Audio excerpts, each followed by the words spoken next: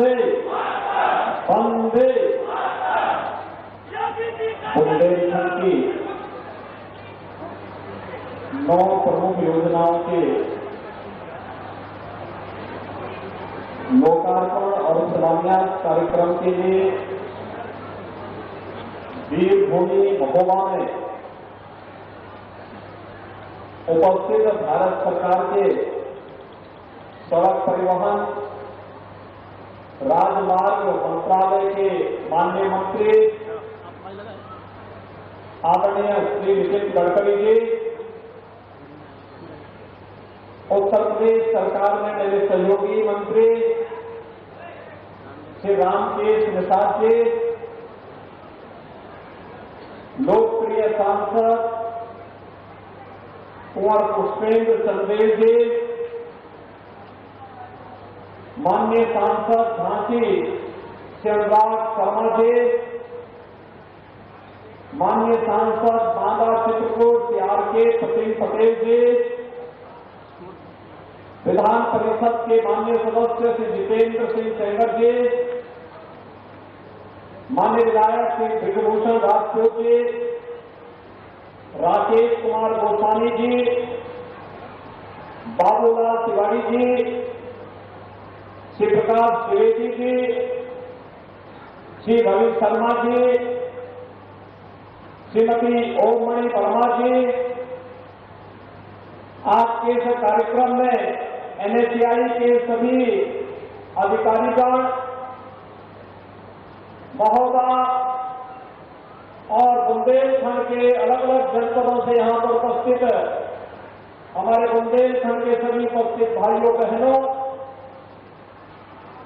वीरभूमि बुंदेलखंड में मैं भारत सरकार के लोकप्रिय और यशस्वी मंत्री, जिन्होंने देश के इंफ्रास्ट्रक्चर को आदरणीय प्रधानमंत्री जी के विजन के अनुरूप एक नई पहचान दी है, आदरणीय नितिन गडकरी जी का आप सबकी ओर से प्रदेश की जनता जनार्दन की ओर से हृदय से स्वागत करता हूं और वंदन करता हूं।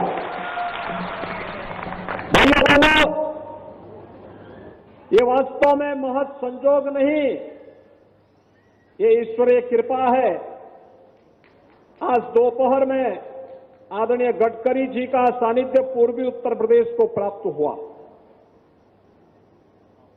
पूर्वी उत्तर प्रदेश में गोरखपुर में बाबा गोरखनाथ की पावन साधना स्थली में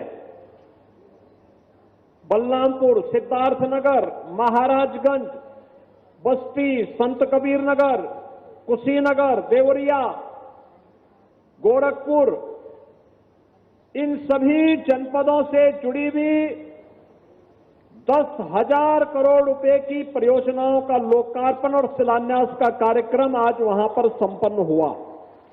और महोबा भी तो बाबा गोरखनाथ की ही पावन साधना स्थली है।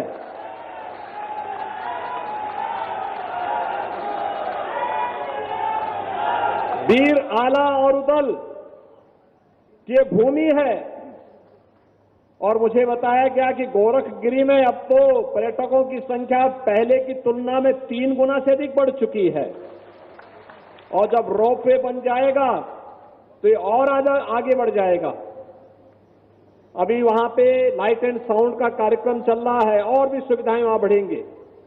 लेकिन भाइयों बहनों, ये संजोग है कि विकास की अपनी आधुनिक सोच के साथ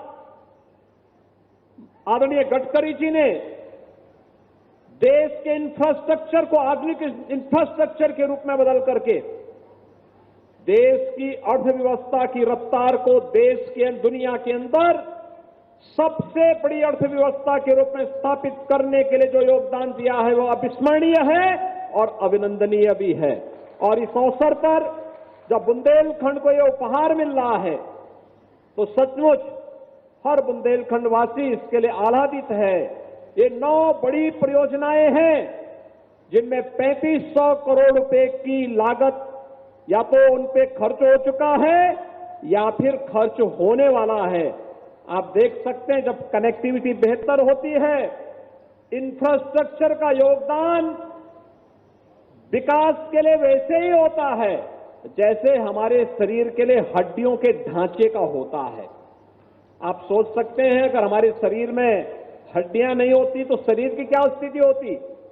वह स्थिति विकास के लिए होती है और विकास को द्रुत गति से आगे बढ़ाने के लिए इंफ्रास्ट्रक्चर जिस बड़ी भूमिका के साथ आगे बढ़ रहा है वह अभिनंदनीय है। आज हमारा बुंदेलखंड बहुत आगे बढ़ चुका है।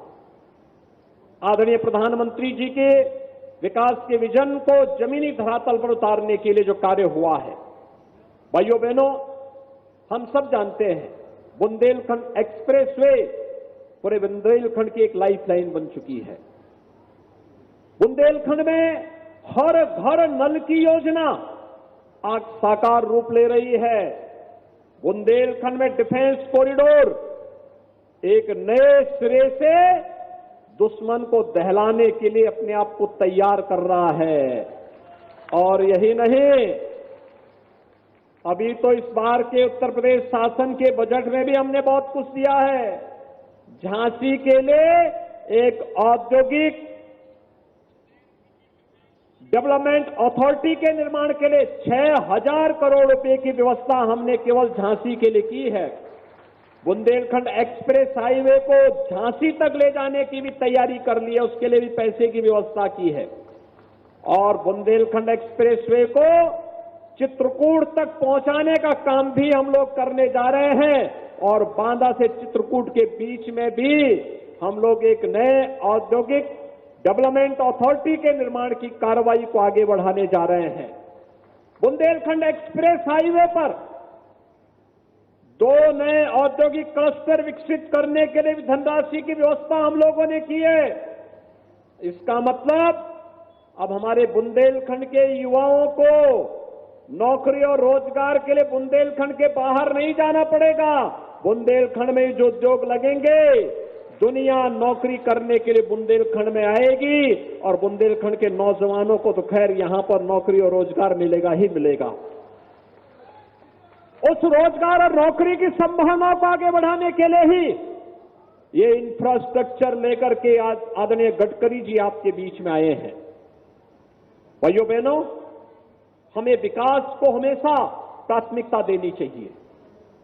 जो लोग विभाजन की राजनीति करते हैं वे लोग सचमुच देश के विकास को बाधित करते हैं, युवाओं के सपने को दूषित करते हैं, अन्नदाता किसानों के उत्थान में बाधक बनते हैं, माताओं और बहनों के विकास को अवरुद्ध करते हैं। हमें इस प्रकार की नकारात्मक सोच को दरकिनार करते हुए विकास की सकारात्मक सोच के साथ आगे बढ़ना है। और आज इसके लिए बुंदेलखंड को 3500 करोड़ रुपए की 9 परियोजनाओं की सौगात देने के लिए आदरणीय गडकरी जी का यहां आगमन हुआ है। अभी पिछले दिनों आदरणीय गडकरी जी ओरछा में भी आए थे। ये पहली बार हुआ है जब कोई केंद्रीय मंत्री 1 महीने के दौरान 2 बार बुंदेलखंड का दौरा कर रहा हो, और ये गडकरी जी ने साबित कर दिया है। उत्तर प्रदेश को दृष्टि अगर आप देखेंगे तो गडकरी जी का 1 महीने के अंदर 4था दौरा है। इस 4थे दौरे के कारण आज उनका मैं एक बार फिर से बुंदेलखंड की धरती पर स्वागत करता हूं।